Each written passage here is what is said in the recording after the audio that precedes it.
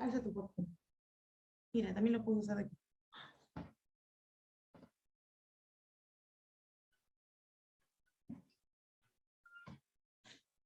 ¿Cerrar la luz?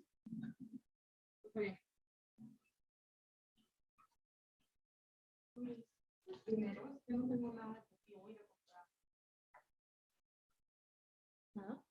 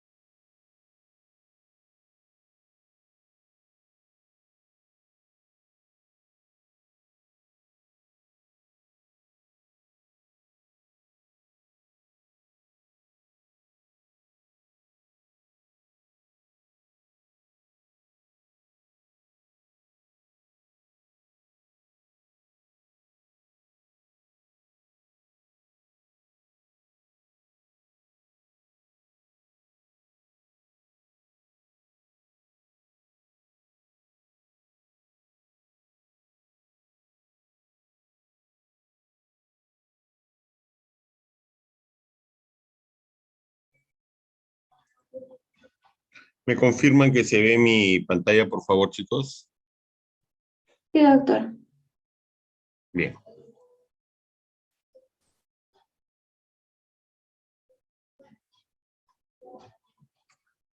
Ya. Vamos a avanzar entonces con las teorías. A ver. Ahora vamos a ver lo que son ya los estudios experimentales, es decir, los ensayos clínicos aleatorizados, los criterios para determinar la validez de un ensayo clínico, las consideraciones éticas de un ensayo clínico aleatorizado y los tipos de sesgo existentes en la investigación epidemiológica. Para entender rápidamente lo que reviste la importancia de la observación y cómo podemos cambiar la historia con un ensayo clínico, vamos a ver esto. Una expedición británica contra propiedades españolas en el Océano Pacífico en la década de 1740 perdió a 1.300 hombres de un total de 2.000 debido a las enfermedades. Una expedición británica contra propiedades españolas. No, perdón, eso está repetido. La enfermedad era un tormento frecuente para los marineros y contra ella se intentaron varios tratamientos. El explorador Sir Richard Hawkins describió en 1622 que los limones y las naranjas ácidos eran muy fructíferos en contra de esta enfermedad. Me gustaría que un hombre culto escribiera sobre ello, añadió. Más de un siglo después, un hombre culto cumplió ese deseo al escribir un texto que le garantizaría un lugar en la historia de la ciencia. ¿Alguien sabe cuál era el nombre de esta enfermedad? Escorbuto. El escorbuto, efectivamente.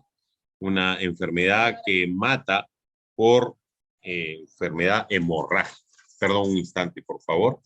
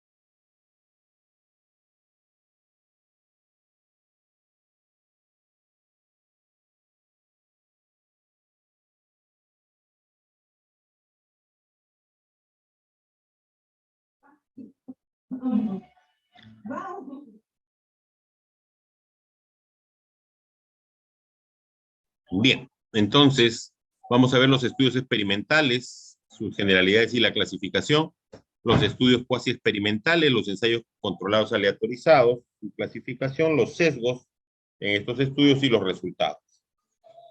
Bien, vamos a ver que los ensayos clínicos aleatorizados se encuentran en la cúspide de lo que es la evidencia, la calidad de la evidencia. Pero no vamos a minimizar de todas maneras la evidencia que nos brindan la serie de casos. Vamos a recordar una vez más cuando vimos los estudios descriptivos, que cuando nos enfrentamos a las primeras fases de la pandemia, la serie de casos nos brindó una información muy valiosa en el momento del inicio de la pandemia, cuando no sabíamos absolutamente nada de esta enfermedad. ¿Sí?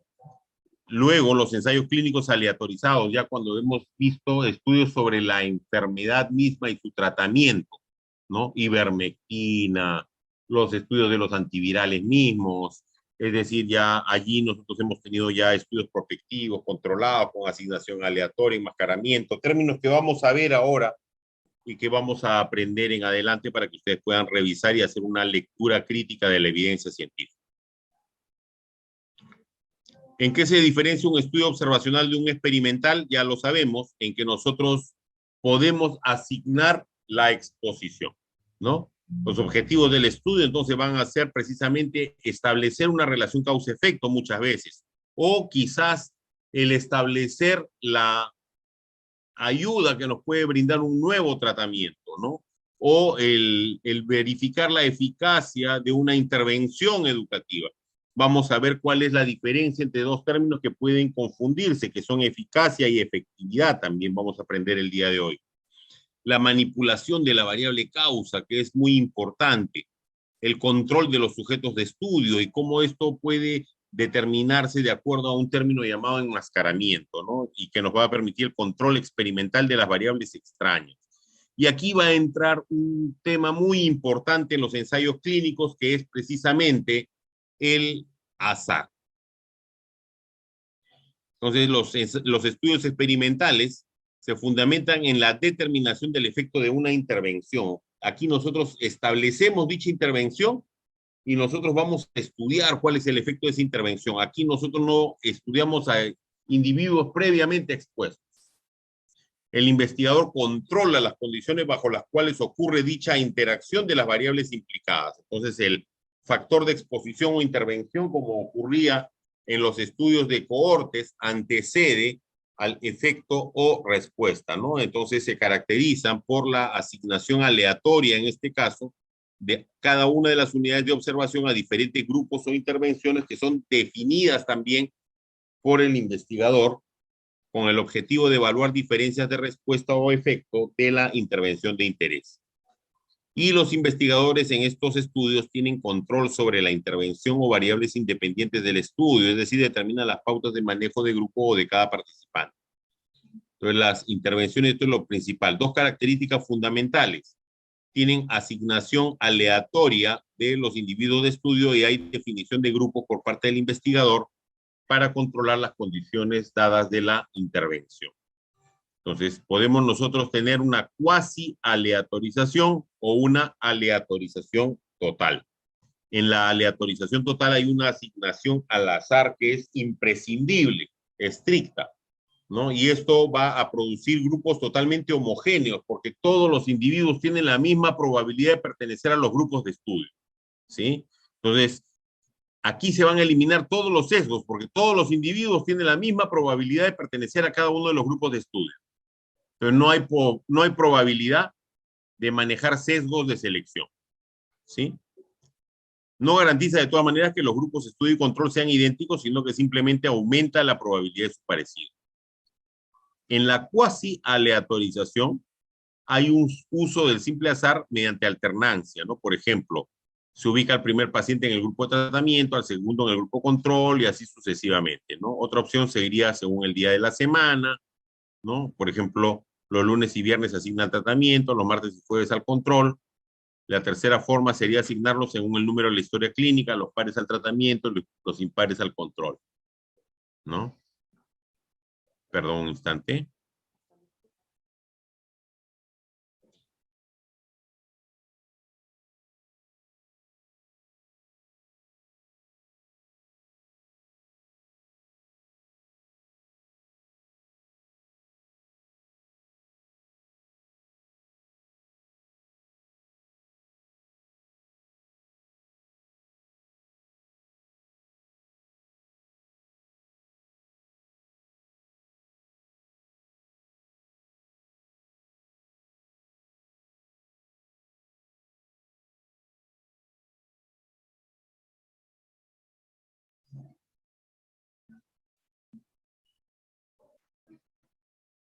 Bien. La población, ¿no?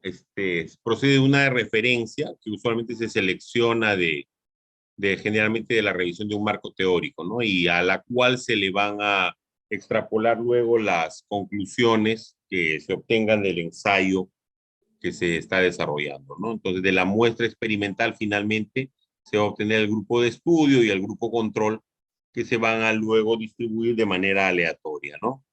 Entonces, los grupos deben ser comparables en todos los aspectos, excepto en la intervención del estudio. Y aquí pueden existir algunos factores confusores, pero esos factores confusores van a desaparecer una vez que se haga la aleatorización. Esta aleatorización es realmente un factor muy poderoso para disminuir los factores de sesgo. ¿Ya? Entre mayor sea la muestra, menor es la probabilidad de que los factores confusores intervengan en los resultados. Y aquí algo que nosotros habíamos visto cuando estudiamos las medidas de impacto positivo, ¿no? El grupo experimental, ¿cuál es? El que recibe el nuevo medicamento, ¿se acuerdan? El producto preventivo o la intervención que se investiga. Y el grupo control es el que recibe el tratamiento habitual, ¿no? Usualmente aceptado. Y quiero que vean esto, cuando uno forma los grupos, cuando los grupos ya son muy experimentados, los investigadores son muy experimentados, miren cómo quedan los grupos conformados. Características de los participantes en el programa para la detección y el seguimiento de la hipertensión arterial en Estados Unidos. Miren el número de participantes.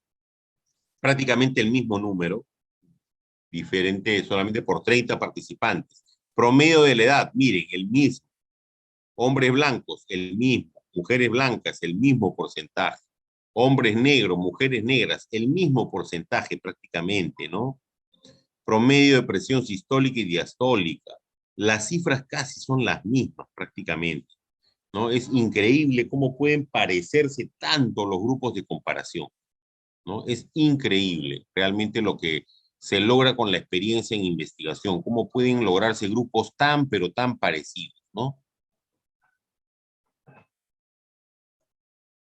Bueno, ya sabemos en dónde nos encontramos en este momento en el estudio de nuestra hoja de ruta. Ahora estamos viendo los estudios experimentales.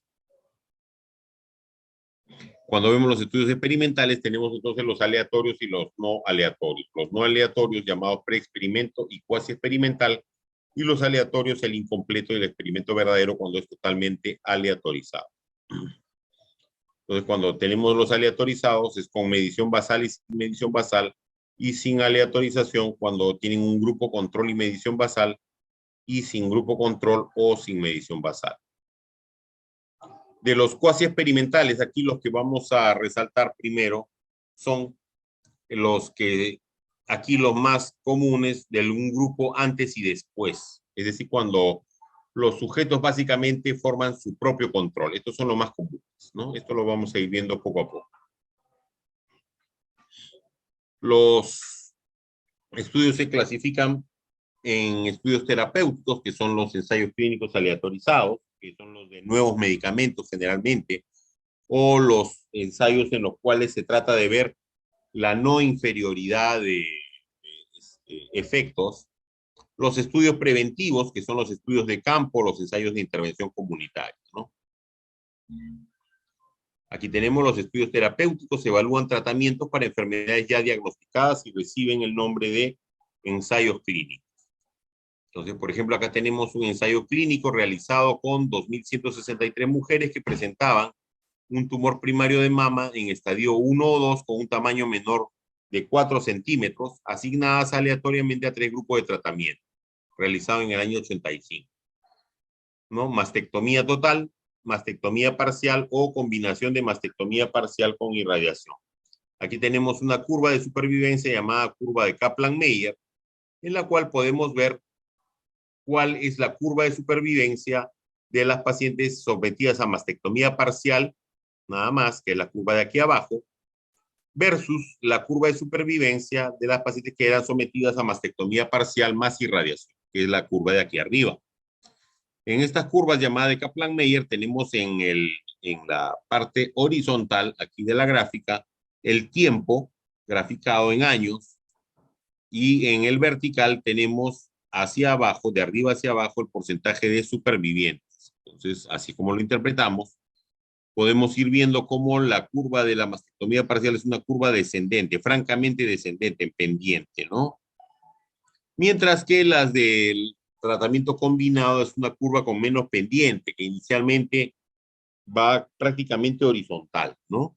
Entonces, ¿qué cosa es lo que ocurre? Que cuando tenemos el tratamiento junto con la irradiación, el porcentaje de muerte es menor.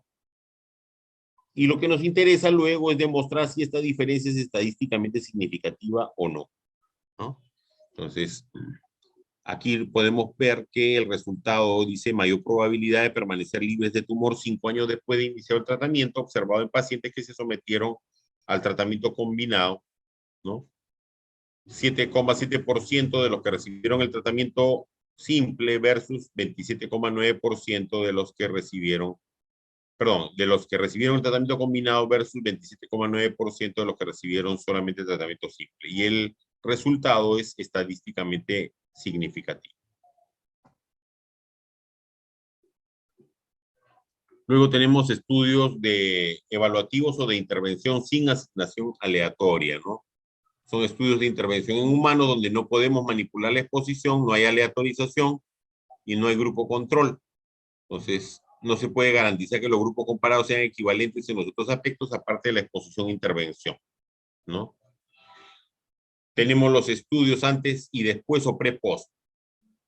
Aquí, por ejemplo, tenemos los estudios de evaluación de la eficacia de cirugías. Aquí, por ejemplo, nos ponen el de cirugía de cataratas. ¿Qué cosa es lo que medimos en estos estudios? Tenemos que se miden estudios de cataratas. Vemos la agudeza visual, se mide antes del reemplazo del cristalino por un lente, ¿no?, que reemplaza al cristalino. Entonces medimos la agudeza visual de los pacientes, le hacen la cirugía de catarata, retiran el lente opacificado, le colocan el nuevo lente y luego miden nuevamente la agudeza visual. Y entonces cada individuo se compara consigo mismo, cuál era la agudeza visual antes de la cirugía y cuál la agudeza visual después de la cirugía. Y entonces se mide allí la eficacia. Otro ejemplo que nos dan, evaluación del impacto de la normativa de restricción de consumo de tabaco en lugares públicos. Comparación del número de fumadores antes y después de introducir la normativa. Cada lugar público se compara consigo mismo. Esos son los estudios antes y después. También aquí se puede aplicar para verificar la eficacia de intervenciones educativas. Entonces, en una comunidad, ustedes en sus ERUMS, por ejemplo, hacen una charla a una comunidad, ¿no?, y evalúan con un pre y post test, ¿no?, a la comunidad. Entonces, hacen también su evaluación pre y post test.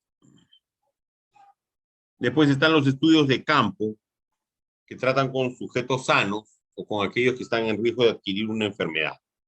Entonces valoran la eficacia de las medidas preventivas, básicamente, como es, por ejemplo, la administración de vacunas o el seguimiento de dietas, ¿no?, y su efecto en la salud, la prevención de enfermedades.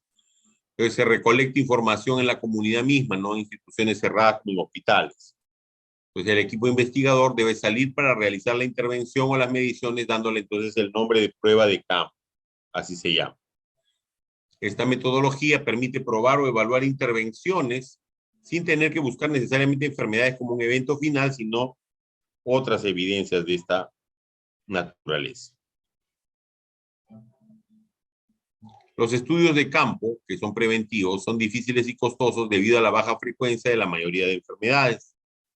Obliga también a incluir gran número de sujetos a quienes hay que localizar en su entorno habitual. Entonces, aquí, por ejemplo, nos dan, para que vean el número de individuos que hay que incluir, nos da un buen ejemplo. Miren, en 1955, un estudio en Estados Unidos, 1 millón de niños.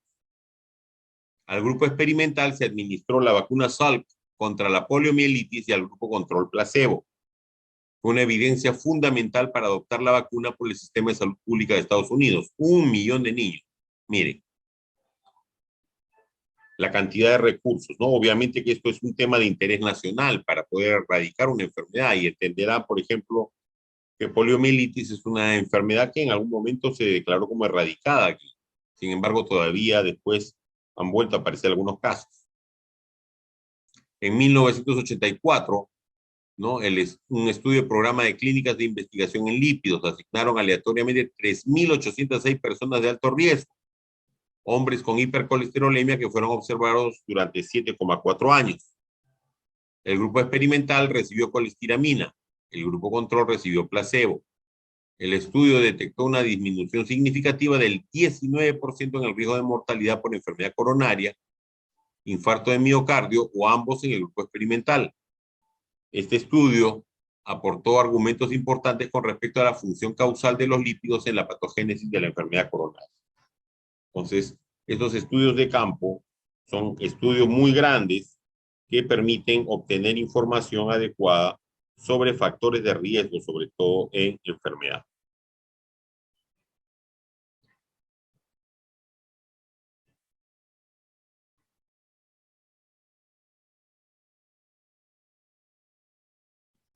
Perdón un instante.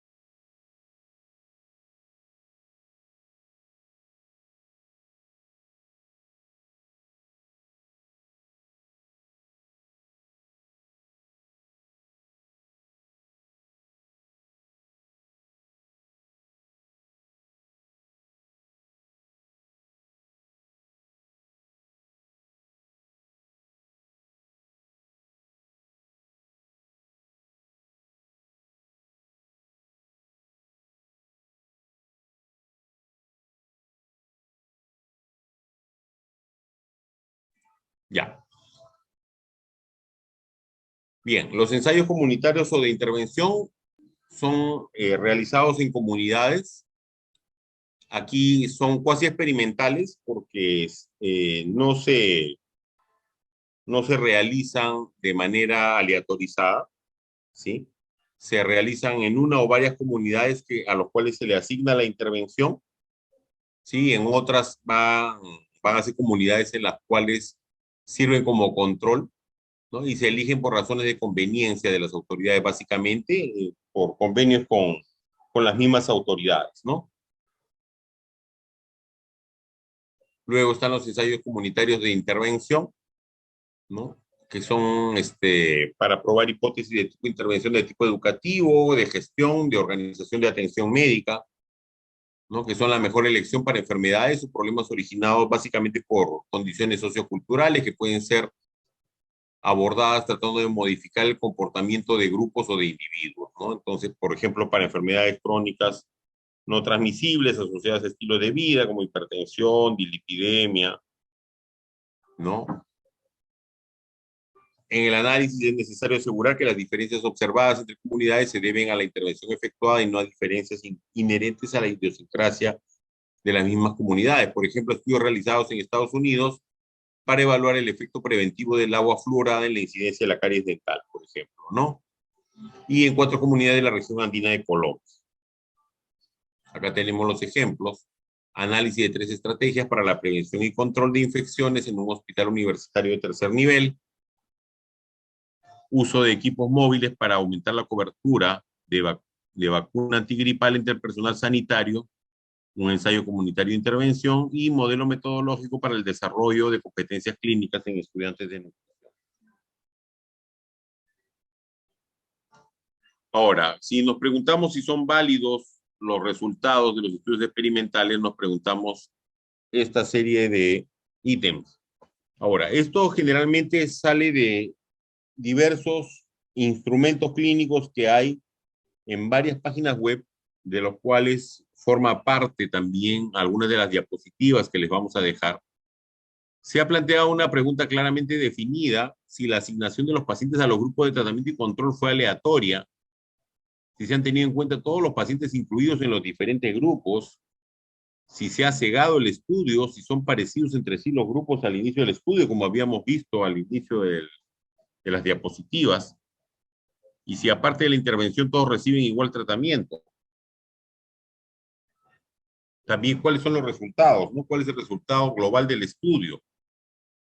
¿Cómo está expresado, ¿no? En odds ratio, el número necesario a tratar, cifras que nosotros hemos visto anteriormente, hasta qué punto es preciso el estudio, intervalos de confianza que también hemos visto, cuál es el grado de error que se han permitido los investigadores. Luego la validez externa, si pueden aplicarse los resultados del estudio a la asistencia de mis pacientes, si puede generalizarse los estudios, hasta qué punto mis pacientes o entorno asistencial difieren de los del estudio, si se consideraron todos los resultados clínicamente importantes y si los beneficios compensan los inconvenientes y costes. En los ensayos clínicos controlados aleatorizados, básicamente lo que hacemos luego de que escogemos la población hacia la cual se va a generalizar, se obtiene la muestra hacia la cual se van a generalizar los resultados, se toma una muestra y se asigna aleatoriamente el grupo experimental y el grupo control. El grupo experimental hacia el cual vamos nosotros a dirigir la intervención que queremos estudiar. En este caso puede ser, por ejemplo, un nuevo tratamiento. Y el grupo control recibe el tratamiento habitual, ¿no? Luego se hace el enmascaramiento, que es muy importante, que es lo que vamos a ver ahora. Luego se hace un seguimiento prospectivo y se ven los resultados al final, que es lo que va a formar parte del análisis del estudio, ¿no? Aquí nosotros luego vamos a dividir a nuestros participantes según el desenlace final.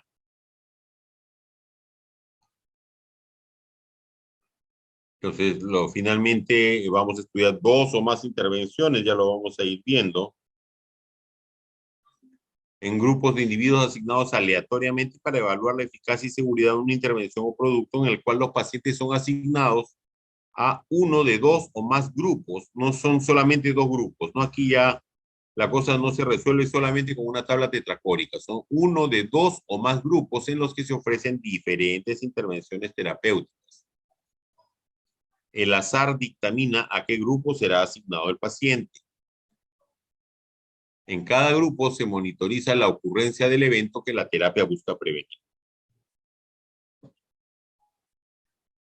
Y en la práctica médica actual, un ensayo clínico aleatorio controlado de una terapéutica contra otra es la norma aceptada por la cual se juzga la utilidad de un tratamiento. Esto es muy importante también, porque esta es la base para aceptar nuevas medidas terapéuticas en el mundo.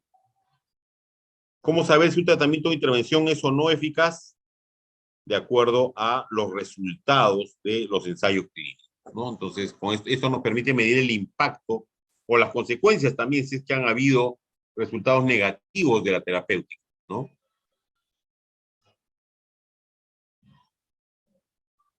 Y aquí es donde tenemos estos 2 términos, eficacia y efectividad.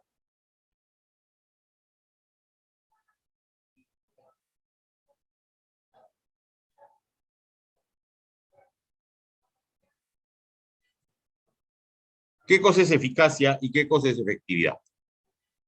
Y estos 2 términos los definiremos así.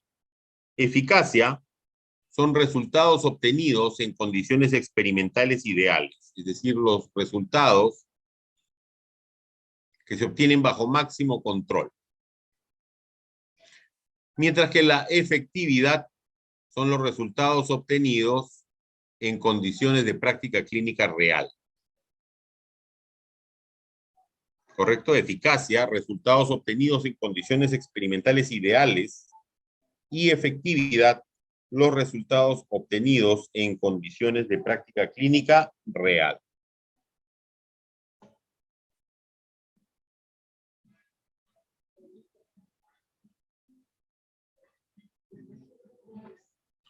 Bien, los indicadores de resultado final tenemos nosotros que ustedes van a ver en los ensayos clínicos, los endpoints o puntos finales, ¿sí?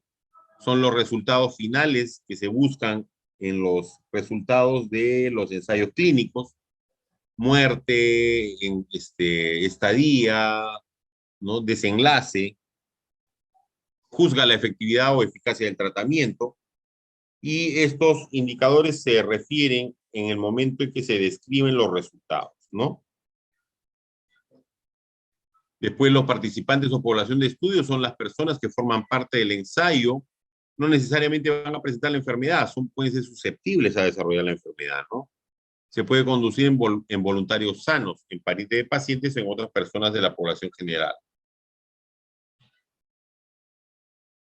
Después la otra definición son la intervención, que incluyen evaluación de la eficacia y seguridad de un nuevo medicamento. Esto es en caso de que nosotros querramos introducir una nueva medicina, ¿no? O vacunas quizás, o pruebas diagnósticas también. Programas de tamizaje o tratamientos. Por ejemplo, dice estudio donde se asigna en forma aleatoria pacientes con artritis reumatoidea para recibir ibuprofeno o un nuevo antiinflamatorio no esteroideo para el dolor. La intervención será la asignación al ibuprofeno y al nuevo medicamento, el indicador de resultado final de la eficacia de la intervención de una escala para evaluar el dolor aplicada en forma ciega a los dos grupos, ¿no?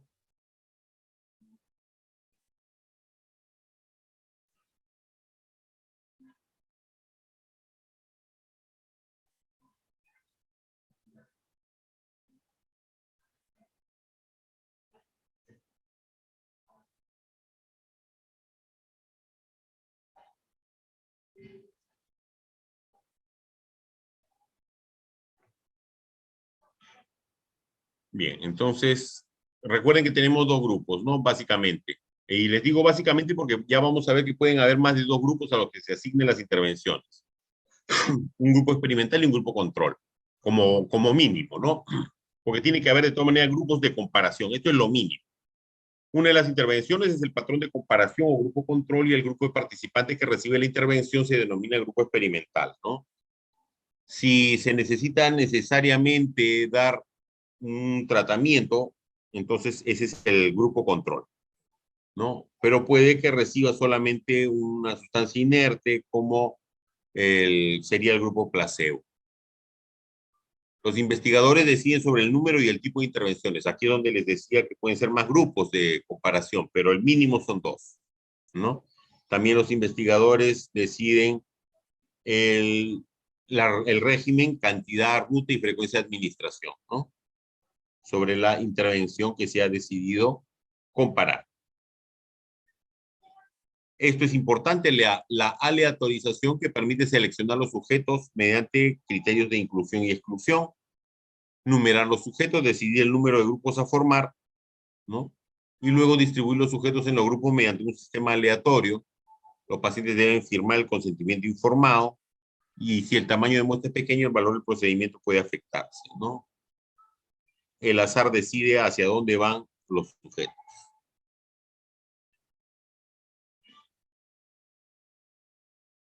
Entonces, el ensayo clínico debe contemplar la ética y justificación del ensayo. Esto ya lo hemos visto, la población susceptible de ser estudiada, la selección de los pacientes con su consentimiento, que es importante, el proceso de aleatorización, la descripción de la intervención, el seguimiento de los pacientes, que contemple las pérdidas que no deben superar el 30%, la medición de la variable final y la comparación de los resultados de ambos grupos, con sus detalles estadísticos. Las ventajas de los ensayos clínicos, que si los tratamientos son asignados al azar y la muestra es de tamaño grande, estos estudios tienen el potencial de proveer un grado de seguridad acerca de la validez de un resultado, mucho mayor que los estudios observacionales, es decir, inclusive mucho mayor que la de cohortes. La principal ventaja es la fuerza de la inferencia de causalidad. Es el mejor diseño para controlar la influencia de las variables de confusión gracias a la aleatorización. Y es el estudio con mayor capacidad para poner a prueba la eficacia de tratamientos o programas. ¿Cuáles son sus desventajas? La factibilidad, no siempre es posible desarrollar estos estudios, ¿no? Sobre todo desde el punto de vista ético, que es la otra desventaja, ¿no? Recordemos rápidamente radiación y leucemia. El costo, definitivamente, son mucho más costosos desde el punto de vista que implican seguimiento y muchas otras consideraciones tecnológicas también. Estudian grupos muy selectos, el resultado a nivel de población puede ser diferente porque la situación es muy controlada en el experimento y no necesariamente pueden evaluar adecuadamente la seguridad. Los ensayos clínicos pueden ser explicativos o pragmáticos, ¿no? Los explicativos utilizan placebo como comparación, ¿no? Exige un periodo de lavado para controlar el efecto de otras intervenciones. Ya vamos a ver qué es el lavado, ¿no? Y utiliza un indicador duro, como por ejemplo en el caso de medicamentos para la hipertensión arterial, la modificación de las cifras de presión arterial, mientras que los pragmáticos, o también llamados de manejo, los explicativos eran de comparación, los pragmáticos de manejo usan criterios menos estrictos para la clasificación de los participantes. Se diseñan para describir consecuencias del uso bajo circunstancias que imitan la práctica real. No se usa como control otro medicamento y el análisis implica indicadores blandos como medidas de funcionamiento sexual o calidad de vida, ¿no? Ensayos sobre la eficacia frente a ensayos para evaluar la efectividad ven prácticamente la adherencia, ¿no? El cumplimiento, básicamente. Y los ensayos de efectividad son como los ensayos pragmáticos, evalúan básicamente circunstancias similares a la realidad y se ven ensayos como equivalencia, ¿no? Buscan demostrar que una nueva intervención es por lo menos tan buena como el tratamiento normal convencional. Aquí están los ensayos paralelos. Los ensayos paralelos son los clásicos, ¿no? El grupo experimental y el grupo control, cada una va sobre su propia línea, ¿no? Como aquí nosotros en el experimental aplicamos la medida de intervención, en el grupo control vemos la medida usual y vemos los resultados. Pero tenemos los ensayos cruzados o crossover, en la cual nosotros le damos la intervención aquí el tratamiento habitual, y luego hacemos un periodo de lavado, es decir, dejamos de administrar los medicamentos y luego volvemos a dar medicamentos, pero cambiamos los medicamentos, es decir, ahora a ellos le damos el nuevo tratamiento, a ellos le damos el medicamento convencional. Luego de un periodo de no haber dado nada, a eso le llamamos periodo de lavado. Y aquí se hace el cruzamiento, es decir, todos los participantes recibieron en algún momento el tratamiento y todos recibieron en algún momento el tratamiento convencional. Y se hacen las estadísticas antes del periodo de lavado y después del periodo de lavado. Esos son los estudios cruzados.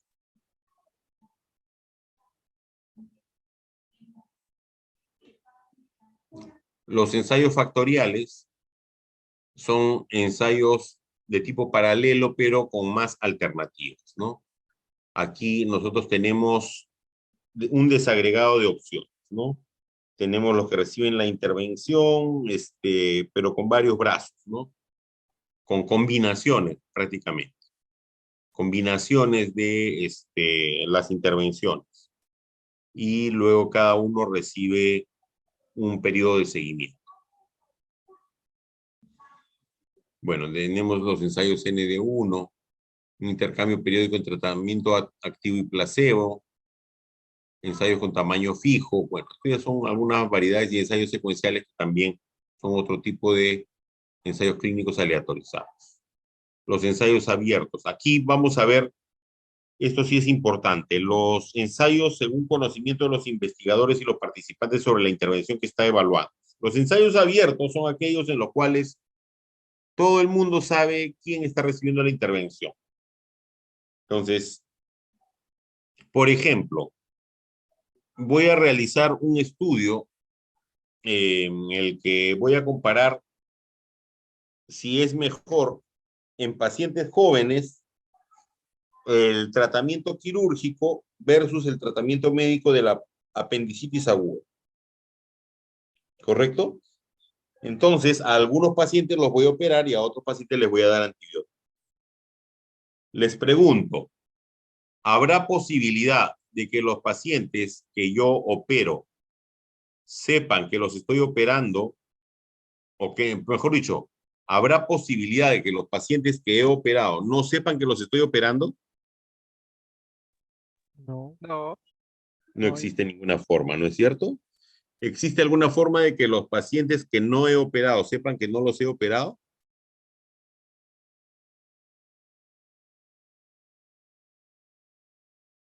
No, no hay forma. No hay forma, ¿no es cierto? Entonces, no hay forma de enmascarar la intervención. Entonces, los pacientes en los cuales se comparan tratamientos quirúrgicos frente a tratamientos médicos son ensayos abiertos. Todo el mundo sabe quién recibió el tratamiento quirúrgico versus el tratamiento médico. ¿Ya? Esos son ensayos abiertos. Ensayo simple ciego son aquellos en los cuales generalmente los participantes o los investigadores, pero generalmente los participantes no saben quién está recibiendo la intervención. Simple ciego se llama, enmascaramiento simple ciego.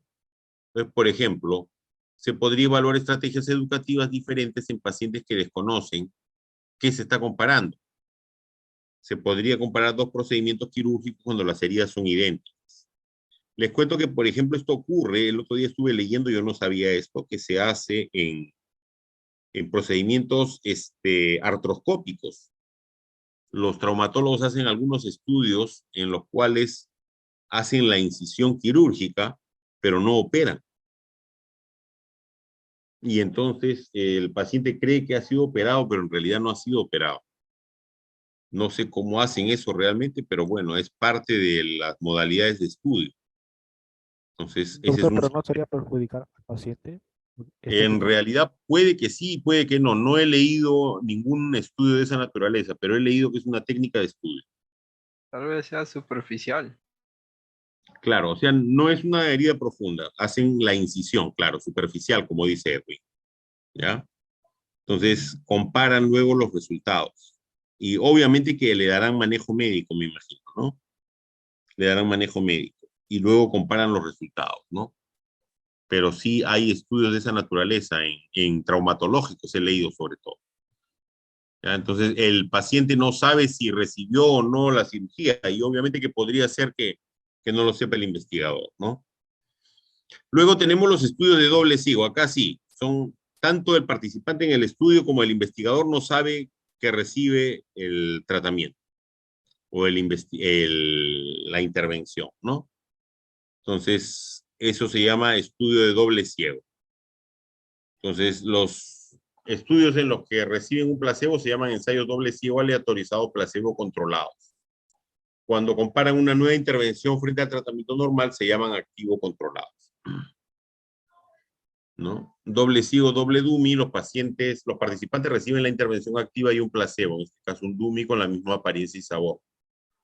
En el doble ciego, doble dummy, se comparan intervenciones que se administran por diferentes rutas o requieren comparar diferentes técnicas de administración. Por ejemplo, cuando una sustancia se aplica en forma inyectada y la otra como tableta, ¿no? En uno de los grupos se da la tableta como el principio activo y la inyección con el placebo, y al otro grupo se aplica el principio activo inyectado y la tableta con el placebo. Los ensayos triple ciegos son cuando el investigador, el paciente y el analista de datos no conocen quién recibe la intervención, ¿no? Eso se maneja ya con mucha cautela, ¿no? Y si otro grupo desconoce la identidad de la intervención, ya eso se llama cuádruple ciego. Y acá, generalmente hasta triple ciego podemos ver con mucha frecuencia, ¿no? Si el sujeto, el observador y el analista no saben, es triple ciego.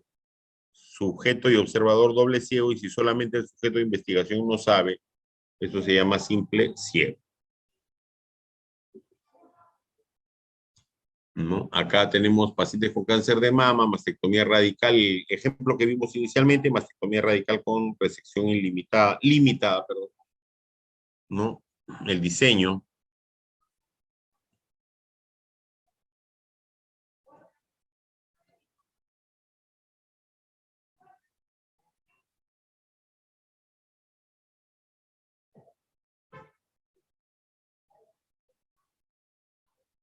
Acá tenemos otro ejemplo.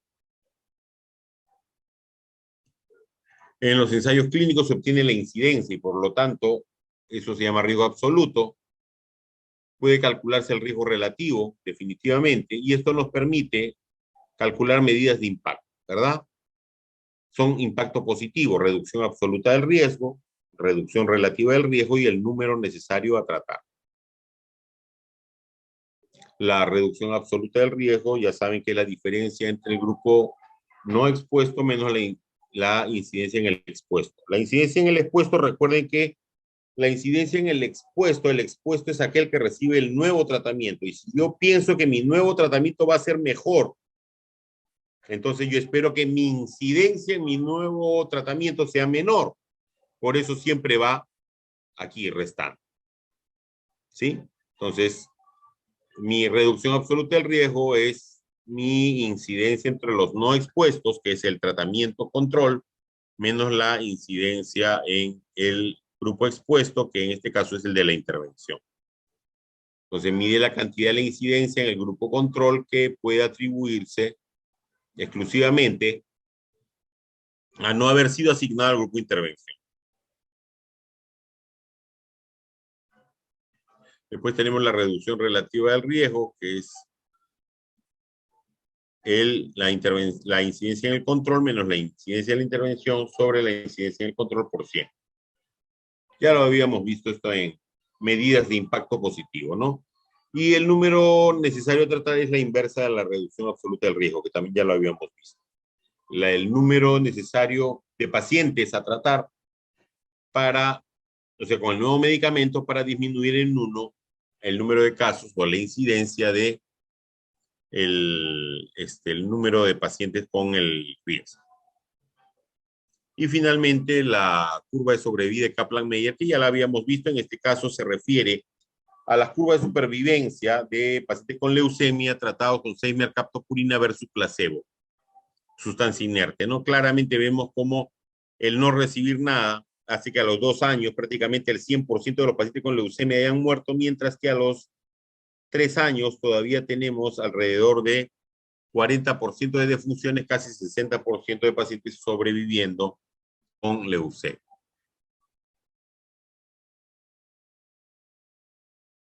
Bien, para finalizar este tema del escorbuto, ¿no? Tenemos que la persona culta a la que se refería el párrafo era el de James Lind, que se unió a la Marina Real como asistente del médico principal a fines de la década de 1730. Sus servicios le permitieron observar los efectos del escorbuto de primera mano, y en 1747, a bordo del buque Salisbury, llevó a cabo uno de los primeros ensayos clínicos controlados en la historia de la ciencia médica. Tomó a 12 hombres que sufrían síntomas similares, los dividió en 6 parejas y los trató con remedios sugeridos por autores previos. Primero, a la primera pareja 1/4 de sidra al día. A la segunda pareja 25 gotas de elixir de vitriolo 3 veces al día. A la tercera pareja media pinta de agua del mar al día. A la cuarta pareja una pizca de pasta de ajo, semillas de mostaza, rábano picante, bálsamo de Perú y resina de mirra. 3 veces al día. A la quinta pareja 2 cucharadas de vinagre 3 veces al día. Y a la sexta pareja 2 naranjas y un limón. Al final de la primera semana, aquellos que se habían tratado con los cítricos se encontraban lo suficientemente bien como para cuidar del resto. Falta de vitamina C era el tratamiento para el escorbuto. Bien. Entonces, ¿qué medida de frecuencia y de asociación se obtiene de una ECA? Podemos obtener riesgo relativo y las medidas de impacto positivo. Como siempre, a revisar este video. ¿Ya? ¿Alguna pregunta sobre ensayos clínicos antes de pasar a la siguiente clase?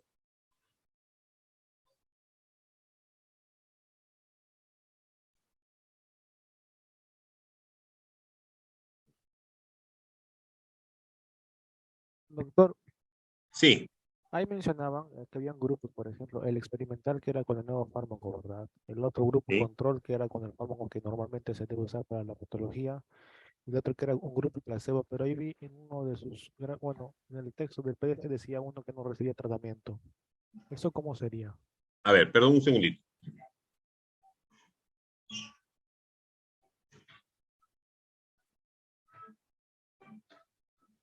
El alcalde no sé qué cosa está organizando aquí, que está con una orquesta a todo meter. Ya.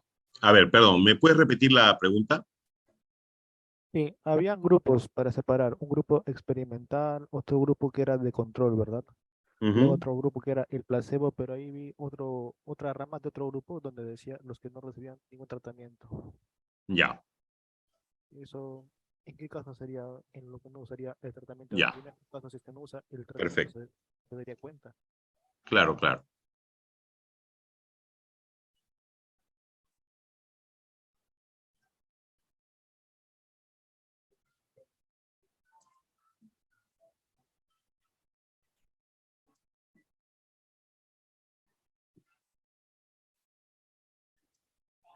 Ya, tú tienes tu grupo experimental que recibe la intervención y tienes tu grupo control. ¿Sí? Hasta aquí no queda ninguna duda, ¿verdad? Sí, doctor. ¿Estamos? Sí, ya. Tu grupo experimental recibe el nuevo tratamiento. ¿Sí? ¿Y contra quién lo comparas? Tienes varias opciones. Uno, lo comparas contra el tratamiento habitual.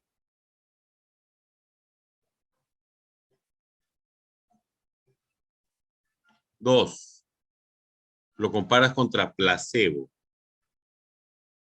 El placebo es una sustancia inerte, pero ¿qué es lo que ocurre? Ahorita te voy a explicar. Y tres, contra nada. Pero este nada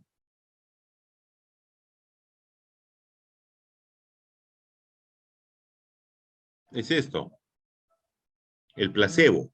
Mi duda iba justo con eso, con el placebo y con el que no recibía nada, porque sí, ambos son iguales, pero cuando me mencionan nada es que no le dan ningún placebo a nada, o cómo. No, no, no, le dan placebo. Ah, ¿Sabes ya. por qué?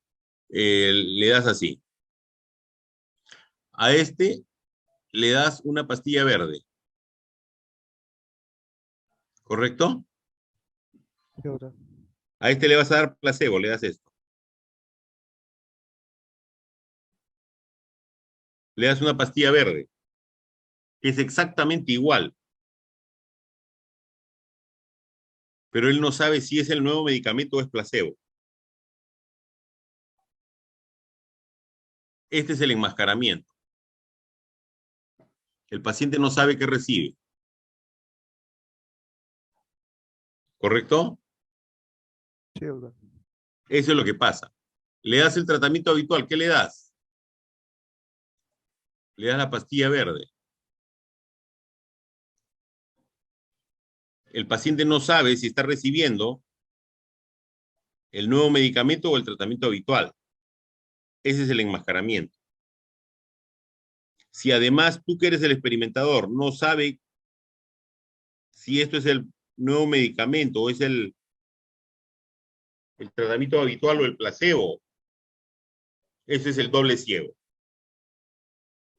¿Correcto? Sí, doctor. O sea, el no saber qué cosa le estás dando ahí es el enmascaramiento. ¿Ya? Entonces, efectivamente, tienen la misma forma, tienen el mismo olor, el mismo sabor, pero aquí está contenido el nuevo medicamento y aquí está contenido o el tratamiento habitual o acá está contenido el placebo. Una sustancia inerte que no tiene ningún efecto biológico probablemente aquí. A eso se le llama que no le estás dando nada. Bien, doctor, ¿Ya? gracias. Claro, eso sería. ¿Alguna otra pregunta?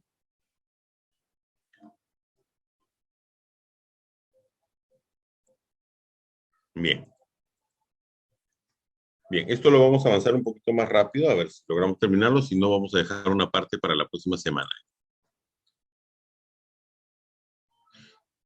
Porque esto probablemente lo van a ver ustedes en sus artículos que van a presentar y me gustaría que de todas maneras lo interpreten. Revisión sistemática y metaanálisis. Cuando ustedes ya leen la literatura, cuando busquen sus artículos epidemiológicos, ahora están de moda, muy, muy de moda las revisiones sistemáticas. Ya casi se encuentra ahora hasta por gusto revisiones sistemáticas. Antes era más difícil encontrarlas. Ya llevaron fisiopatología, ¿verdad?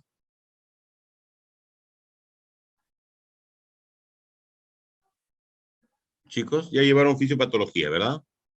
Sí, doctor. Ya. En fisiopatología les han dado una serie de artículos para leer, para presentar, ¿verdad?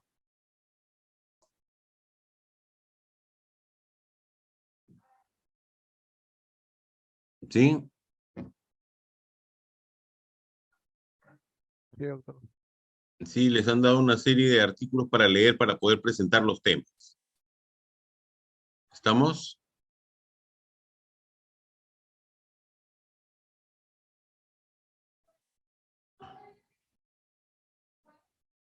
Chicos, Sí, doctor.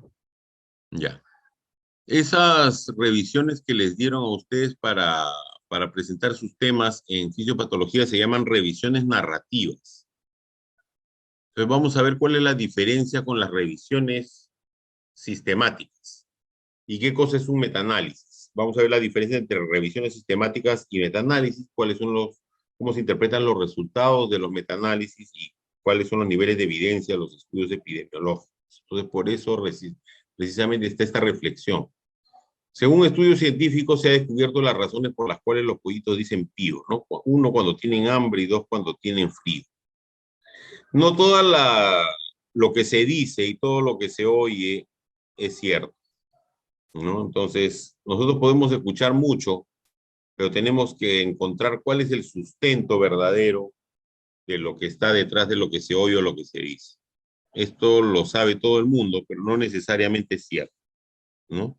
Entonces, a eso se refiere precisamente esta reflexión. Entonces, vamos a ver cuál es la sistematización del conocimiento, la metodología de la revisión sistemática de la literatura, las ventajas y desventajas que tiene, la pregunta pico, que ustedes ya la deben haber visto en algún curso previo, que son los sesgos y los niveles de evidencia de los estudios epidemiológicos. Entonces, la revisión sistemática de la literatura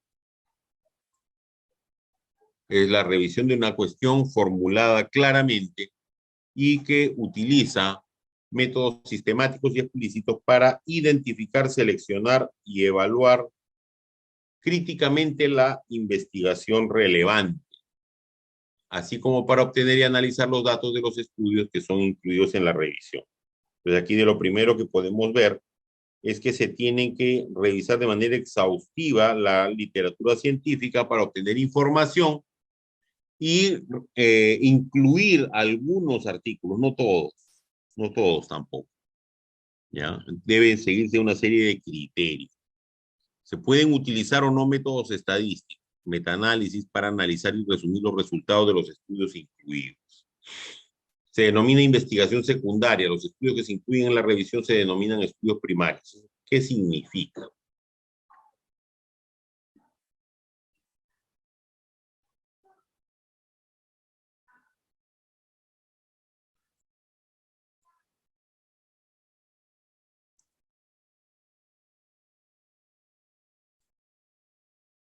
Ustedes hacen un estudio con 100 pacientes, ¿correcto?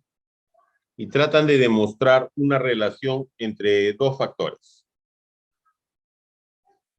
Y no logran demostrar adecuadamente una relación. Vamos a hacer un gráfico acá.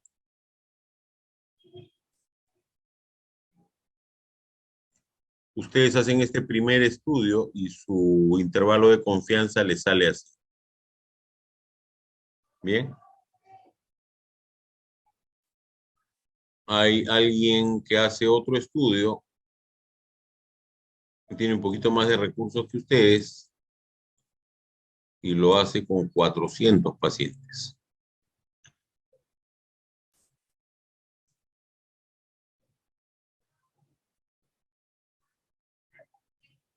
Entonces, le queda un poco mejor, sigue sin ser estadísticamente significativo, pero mejora un poquito más, porque es un poquito más significativo el límite superior, como pueden ver, pero el inferior todavía ha pasado del 1, ¿no? Contiene al 1 en total este intervalo de confianza.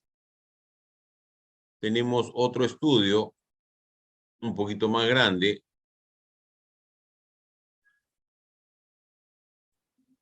con 2,000 pacientes,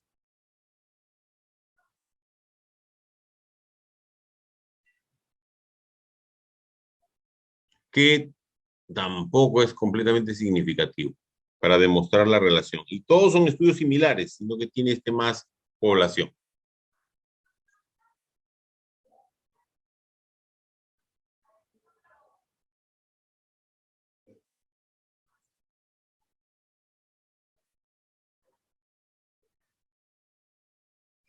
Pero resulta que vino alguien y se le ocurrió juntar todos los estudios de ustedes.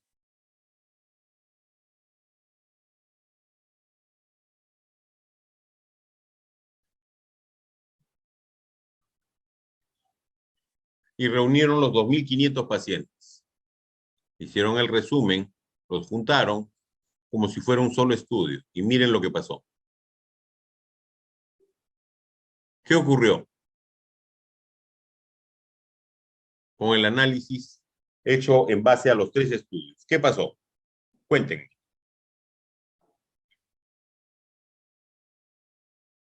Ya es estadísticamente significativo. Ajá. ¿Qué pasó? ¿Cómo así se volvió estadísticamente significativo esto?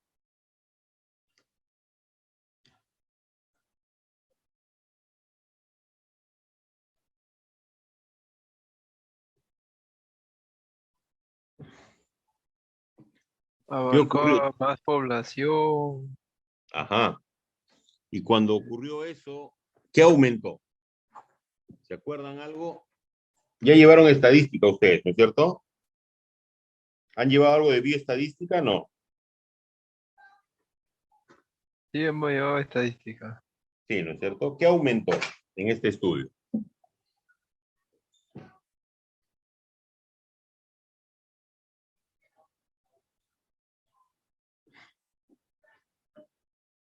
¿Qué aumentó? ¿Quién se acuerda? ¿Qué aumentó? ¿Se acuerdan?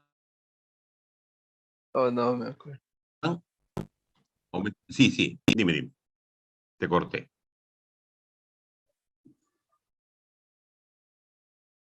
Aumentó la, con P, aumentó la potencia del estudio, ¿no?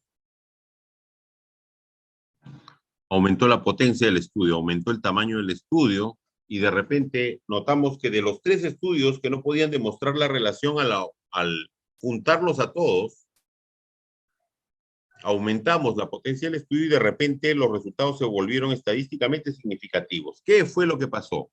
¿Cómo logramos esto? Resulta que todos, inclusive el de ustedes, aunque fue muy pequeño, todos resultaron ser ensayos clínicos aleatorizados. El de ustedes fue un pequeño ensayo clínico aleatorizado, este también y este también. Esta de acá fue una revisión sistemática de ensayos clínicos aleatorizados y se hizo un análisis estadístico de los resultados y ese análisis estadístico de esta revisión sistemática que reunió estos 3 ensayos clínicos aleatorizados, el análisis estadístico se llama metaanálisis. Entonces, la revisión sistemática consiste en revisar exhaustivamente la literatura, ¿ya? Hacer un análisis exhaustivo de la literatura sobre un tema, y ahorita vamos a ver qué otras características tiene, reuniendo artículos que tocan el tópico similar, ¿ya? Y el análisis estadístico que resulta de juntar estos artículos que tienen una estructura muy homogénea, se llama, en esta revisión sistemática, se llama metaanálisis. Y entonces este análisis estadístico se grafica de esta manera y resultó que era estadísticamente significativo. Eso es a lo que se refiere esta diapositiva en resumen. Los estudios primarios vienen a ser los estudios que se reunieron finalmente en esta revisión sistemática, el que realizó cada grupo por separado. La investigación secundaria es la que reunió a todos juntos, ¿ya? La evaluación estadística de todos ellos juntos se llama metaanálisis, la evaluación estadística de los resultados. Entonces, el manual Cochrane, la Fundación Cochrane es una fundación de revisiones sistemáticas. Entonces, acá vemos metaanálisis, aplicación de métodos estadísticos para resumir los resultados de estudios independientes. Al combinar la información se obtiene datos más precisos de la atención sanitaria que las derivadas de los estudios individuales y permite investigar la consistencia de la evidencia entre estudios y explorar la diferencia entre estudios. Requieren, eso sí, Ni las revisiones sistemáticas y obviamente ni el metaanálisis se pueden hacer por personas individuales. Requieren todo un equipo investigador. Expertos en el tema, epidemiólogos, bioestadísticos, documentalistas especializados en búsquedas. Se debe diferenciar una revisión sistemática de una revisión narrativa, que son las que dieron ustedes en fisiopatología, porque esta última responde a intereses del autor y se realiza con criterios metodológicos arbitrarios, mientras una revisión narrativa responde a abarcar todo el espectro de una enfermedad. La revisión sistemática solamente responde a una pregunta muy específica sobre el tema. Entonces, la revisión narrativa es subjetiva y se basa en la selección y análisis de algunos estudios, mientras la revisión sistemática busca objetividad en todo el proceso de revisión y se basan ambas en la sistematización del conocimiento. La revisión narrativa es la más antigua y se basa en el análisis de los estudios que depende del juicio del experto, mientras la revisión sistemática es más reciente, usa métodos cuantitativos, aquí es donde entra el metaanálisis. Es objetiva, se establece previamente los criterios para seleccionar, evaluar y analizar los estudios, no entra cualquiera. Aunque lo mejor es hacer una revisión sistemática de ensayos clínicos aleatorizados, debemos recordar que no hay ensayos clínicos aleatorizados para todo.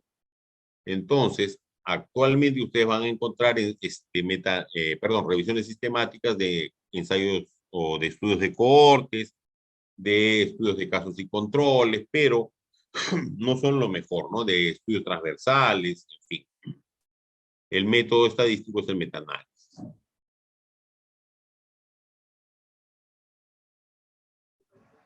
Entonces, se formula una pregunta definida, concisa, referida a una situación específica. Solo quiero saber algo sobre las causas, el diagnóstico, el pronóstico, la prevención o el tratamiento. Se establecen los motivos por los que necesitamos una respuesta y se siguen los componentes de una pregunta pico, ¿no? Que ustedes ya lo deben haber visto también.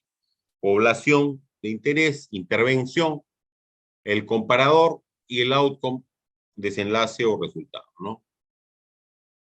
Luego se hace una búsqueda objetiva para localizar y seleccionar los estudios relevantes, ¿no? Ahí es donde viene lo de la búsqueda sistemática. Entonces se busca en todas las bases bibliográficas posibles, de todos los idiomas posibles, y se busca inclusive en tesis doctorales, comunicaciones a congresos, tesis, ¿no?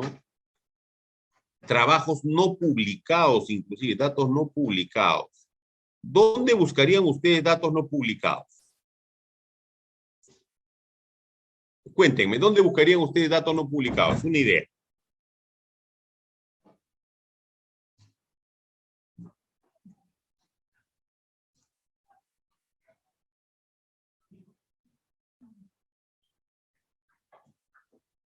¿Dónde buscarían datos no publicados? ¿Cómo se les ocurre? Porque una cosa es buscar datos publicados, eso lo busca cualquiera. ¿Dónde buscarían datos no publicados?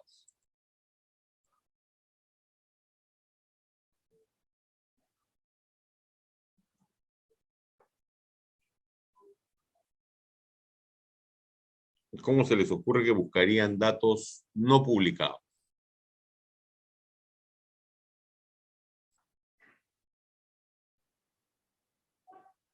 Tesis que no fueron aprobadas. Ya, ¿y cómo buscarías una tesis no publicada?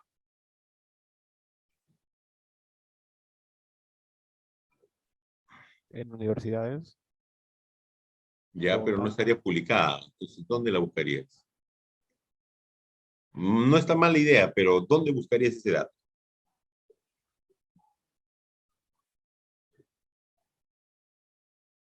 Por ahí va, está bien, está bien.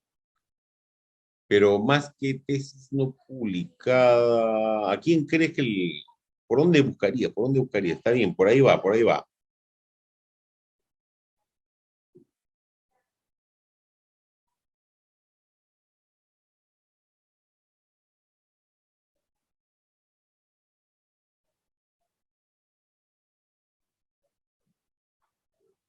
¿Qué dicen, chicos? O sea, ¿dónde acudirían para buscar datos no publicados sobre un tema?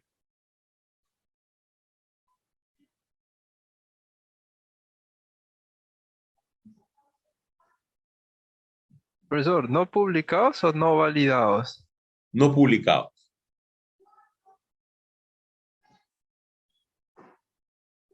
Suena raro, ¿no? Pero sí existen datos no publicados.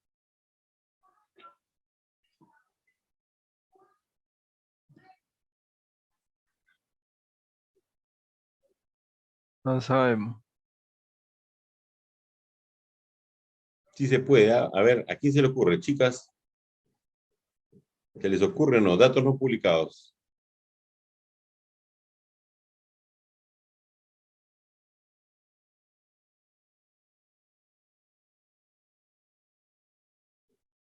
¿Dónde buscarían?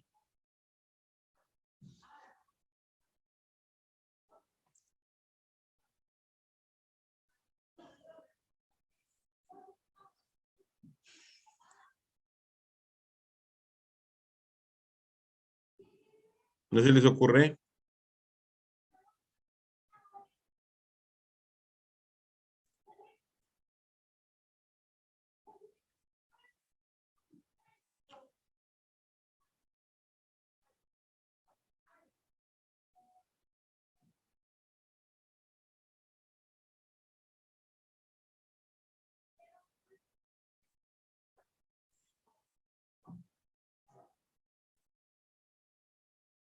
No, chicos, ya estamos en el final.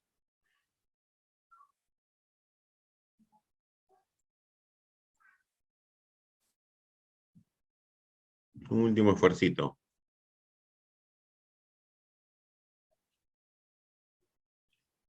Podría ser en instituciones que no tienen permiso de publicar o que no están cerradas. Porque que yo sepa, es más fácil ubicar publicaciones que no están totalmente verificadas que publicaciones que no están publicadas, porque pueden estar publicadas tal vez en otros lugares, pero están publicadas. O sea, no están verificadas al 100%, pero están publicadas. En cambio, no sé si hay algunas instituciones y están escritos como que a mano, no son tan fáciles de publicar si es que no tienen un permiso necesario. Ya, O- manuscritos puede ser, ¿ah? Manuscritos puede ser. Efectivamente, manuscritos sí puede ser. Por ahí va también, más o menos. ¿Qué más? ¿Qué más? El manuscrito no se publica. Ah, ya. No, hay algunos, algunos.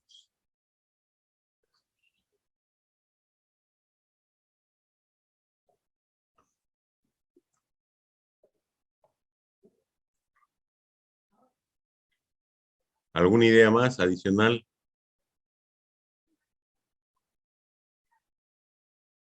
Documentos que han sido un poco más antiguos, que no están Puede relacionados ser, mucho con la tecnología.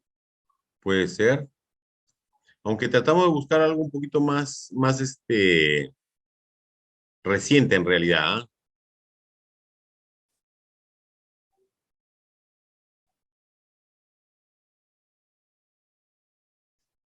Si tuviéramos que buscar algo más reciente, ¿qué buscaríamos? Y que no esté publicado.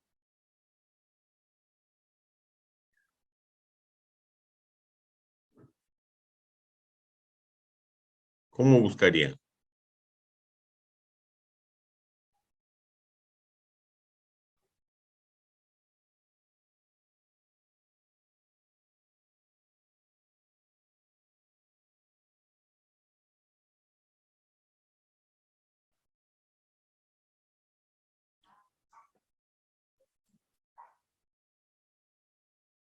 Nada, ninguna idea. Entonces termino de pasar.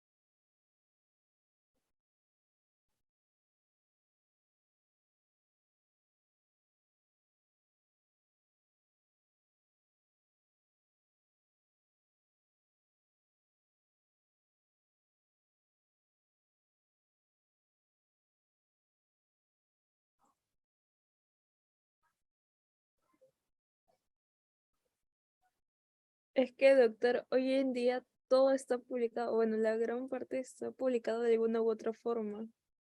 Entonces, no sabría Ya. tanto. Hay una más. Ramón Palomino.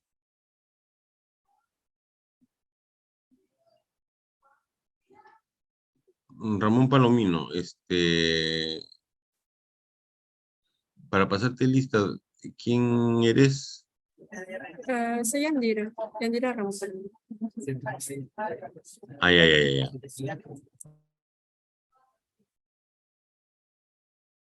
Ay, ay, ay, Yandira Ramón Palomino. Ya, ya, ya, ya te vi. Ya, También Guaita Mendoza. sí, ya está. Ya. Aquí les pongo en la. Sí, los demás ya están también. Acá les pongo, entonces continuamos con la presentación. Acá les pongo, espera un ratito.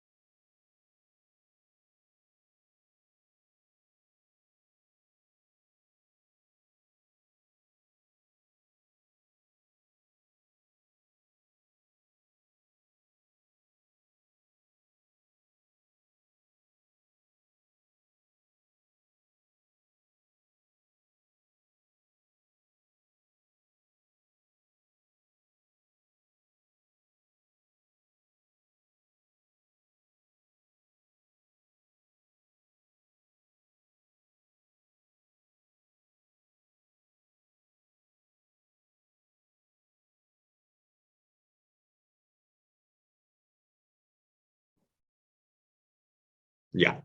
Aquí viene la respuesta. Esta de acá.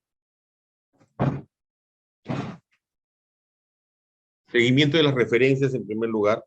Bueno, eso sí está publicado. Pero este de acá, contacto personal con los autores, los expertos, ¿ya? Muchas veces los expertos no necesariamente han publicado todos sus resultados, ¿ya? Entonces, eso también hay que preguntar. Contacto personal con los autores. Entonces, el contacto telefónico, el contacto, bueno, personal ahora que podemos y por correo electrónico, quizás con los expertos, ¿ya? Es la búsqueda de estudios no publicados. Búsqueda de estudios en idiomas diferentes a inglés, deben mencionarse las estrategias de búsqueda en la revisión sistemática, porque importante es que se pueda reproducir la forma como ustedes hicieron su revisión sistemática. Eso es un requisito importante cuando se va a publicar una revisión sistemática. Entonces, los tips son búsqueda manual, búsqueda en bases de datos, ¿no? De artículos originales, actas de congresos, tesis, internet, referencias cruzadas, ¿no? De los artículos originales, de libros, de revisiones tradicionales, consulta a investigadores expertos, búsqueda en bola de nieve, que es lo que se va haciendo con las referencias bibliográficas, quién vacía los artículos, y es lo que yo les decía de que no puede hacerse con un solo investigador, tiene que ser todo un equipo, al menos 2 evaluadores que sean ciegos a la hipótesis de trabajo y ciegos a los autores de los artículos. Instrumento, cuestionario de recojo de información para el metaanálisis estandarizado y evaluado, y un instrumento cuestionario de la evaluación de la calidad del estudio. Para eso hay una serie de instrumentos que les permiten evaluar la calidad de los estudios que se están seleccionando. Se debe definir el periodo de inclusión, hasta qué antigüedad se va a permitir incluir los estudios, ¿no? Definir el idioma de publicación, pero hay que tener cuidado con los sesgos de selección, porque de repente si yo digo no voy a incluir ningún estudio en francés, de repente se pierden alguna información importante. Definir las palabras clave, los tipos de estudio, definir la información básica que deben contener, ¿no? Algún tipo de información que incluya información epidemiológica, por ejemplo, en fin. ¿no? ¿Cuáles son los criterios de selección de los estudios? Que sean ensayos clínicos aleatorizados, casos y control, ¿no? Que tengan cierto tamaño de muestra, en fin, mínima, ¿no? Luego de identificar los estudios originales, se evalúa su grado de homogeneidad en cuanto al diseño, es lo que les decía. ¿Qué tipo de estudio vamos a realizar? ¿Serán a todos aleatorizados? ¿Cuáles son los factores de exposición, los variables de efecto? ¿Cuáles son los ajustes que han, o sea, que todos sean ajustados por sexo, por edad, por raza, en fin, ¿no? En esta fase es suficiente revisar los resúmenes nada más. Ahí debe estar toda la información, siempre y cuando ofrezcan la información suficiente. Si no, se desecha. Tratamiento de resultados obtenidos a partir de la búsqueda. Los documentos obtenidos deben exportarse a un gestor de referencias que permita la eliminación de artículos duplicados o hallados en varias fuentes o con varias estrategias de búsqueda. Se debe hacer evaluación y análisis crítico de los estudios para poder determinar las diferencias entre los estudios revisados, ¿no? Los investigadores deben establecer cuáles de los trabajos recuperados serán incluidos finalmente en la revisión. Para evitar el sesgo de selección, se deben aplicar rigurosamente todos estos criterios, ¿no? Entonces, por ejemplo, miren aquí, se identificaron 362 registros o de artículos mediante estas bases de datos y 18 a través de otros recursos, finalmente 374 artículos. Luego de eliminar los duplicados, entonces se seleccionaron por título y resumen 94 y se eliminaron 280. De estos 94 se quedaron con 24 porque se excluyeron por diferentes tipos, por estas razones 70. De estos 24 solamente se quedaron con 15 que estaban incluidos en síntesis cualitativa y luego se quedaron con 13 porque eran incluidos en síntesis cuantitativa del metaanálisis. Nada más. Desecharon 2 más. Entonces, al final empezaron con 370, con 380 y se quedaron con solamente 13 estudios, de acuerdo a sus estudios, sus criterios. Luego se extraen los resultados de cada estudio, se buscan la información de características, diseño, criterio de inclusión, exclusión, de selección de casos y controles, el periodo de selección, periodo de seguimiento, aleatorización, tipo de intervención, de acuerdo al tipo de estudio que nosotros hemos escogido, ¿no? Las características de la población de estudio, la calidad metodológica y los resultados, ¿no? Entonces se crea un formulario de recojo de datos y debe realizarse por más de un investigador para evitar discrepancias. Y finalmente las conclusiones de inferencias, presentando sistemáticamente los datos para poder hacer un análisis estadístico completo. Los resultados son de estudios experimentales, se hace un metaanálisis, ¿no? De ensayos clínicos sobre fármacos, técnicas quirúrgicas, pruebas diagnósticas, o de los estudios observacionales de cohortes, casos y controles para buscar heterogeneidad. Aquí se ve si son combinables los estudios, ¿no? Se ve cuáles son las fuentes de heterogeneidad en el diseño, en los sujetos, en fin, de las exposiciones. Luego se ven los resultados, cómo los presentan, ¿no? Sus medidas de asociación o su crédito, riesgo relativo, número necesario a tratar, quiénes lo hicieron, qué tan precisos son, si se combinaron los resultados y si se podía, si son comparables los estudios, y si era razonable combinarlos o no.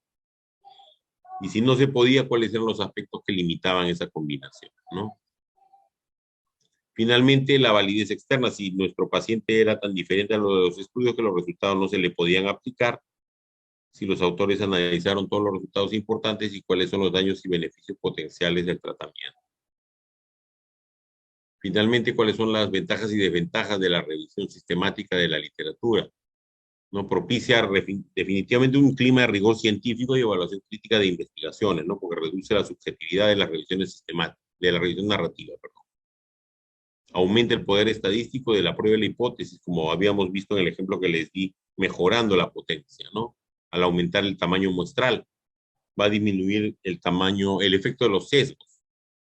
Proporciona una mirada global a los diversos hallazgos de un tema y es una estrategia más económica que la realización de un gran estudio, porque ustedes ya no tienen que juntar más muestras, simplemente reclutan más población al juntar los estudios, ¿no? Y es una fuente de nuevos conocimientos e hipótesis mediante análisis de sensibilidad. Las desventajas es que no elimina totalmente los sesgos.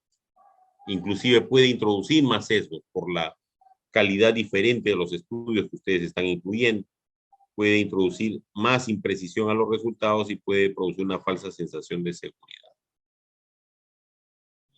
Bien, lo que vemos aquí son las diferentes fuentes, entonces ya lo van a revisar ustedes, no es necesario para efectos inclusive del curso, son simplemente referencias, ¿no?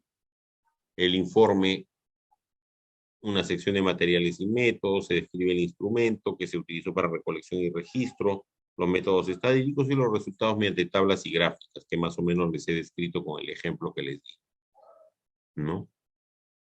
La pregunta pico, que ya saben cómo se plantea, la forma como se plantean las preguntas diferentes de revisión sistemática. Bien, esto es un poquito nada más de teoría. Aquí están las fuentes que les dije que ustedes deben guardar, esto sí, estos vínculos ya les van a ayudar mucho para lo que es lectura crítica de artículos, el Instituto Johanna Briggs para los estudios de cohorte, también para los de casos y controles, la Escuela del SAIN también, el CASPE también, para diferentes tipos de estudios, CASPE, Johanna Briggs, ¿sí? Pero esto ya es mucho más avanzado, ¿ya? Y luego vamos a ver bien cómo se hace el metaanálisis. Esto lo vamos a ver después, ¿ya? Con un ejemplo inclusive. Bien, hasta aquí vamos a quedar. La próxima semana vamos a ver rápidamente los efectos del metaanálisis, que prácticamente lo hemos visto con un ejemplo. Bien, chicos. Ya, Andrea, no te preocupes. Hasta también, no te preocupes. Las voy a considerar. Bien, entonces, hasta aquí hemos llegado, chicos. Nos vemos la próxima semana. No se olviden. A ver, de una vez, Astrid y Andrea, ¿no? Antes de que me olvide. La edad ya me fue una mala pasada. Astrid ya estaba. Andrea también ya estaba. Bien. Guaita Mendoza, doctor. Disculpe. También ya estaba ya. Bien, chicos. Entonces, Nicole, dime. Sí, doctor, tengo una consulta sobre cómo va a ser la S1. Nos Ya comentó les que voy a nos iba a pasar el mandar un archivo. documento. Sí, les voy a pasar esta Ok, semana. Esta semana ya les paso sin falta. Entonces, no te preocupes. ok, gracias. ¿Ya? Doctor, una consulta. La asistencia falta Bien. regularizar, ¿verdad? Porque yo tengo varias Y no, asistencias ya la voy a regulares. regularizar también esta semana, no te preocupes. Está bien, doctor, ¿Ya? gracias. Para todos, ¿ya? Bien, chicos, entonces vamos a cerrar la sesión. Cuídense mucho. Dios mediante, nos estamos viendo la próxima semana. No se olviden, la primera hora, las primeras 2 horas va a ser de teoría y las siguientes 2 horas ya son las del examen, ¿ya? Cuídense mucho, ya nos vemos la próxima semana. Hasta luego, chicos. Hasta Gracias, luego. doctor. Hasta luego, profesor. Hasta luego.